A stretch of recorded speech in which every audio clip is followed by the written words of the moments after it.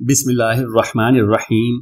معاذ بن جبل رضی اللہ عنہ کہتے ہیں کہ رسول اللہ صلی اللہ علیہ وآلہ وسلم نے میرا ہاتھ پکڑا اور فرمایا، اے معاذ، اللہ کی قسم مجھے تجھ سے محبت ہے، اور پھر فرمایا، میں تجھے وصیت کرتا ہوں کہ ہر نماز کے بعد یہ دعا نہ چھوڑنا، بسم اللہ الرحمن الرحیم، اللہم اعنی علی ذکرک و شکرک و حسن عبادتک۔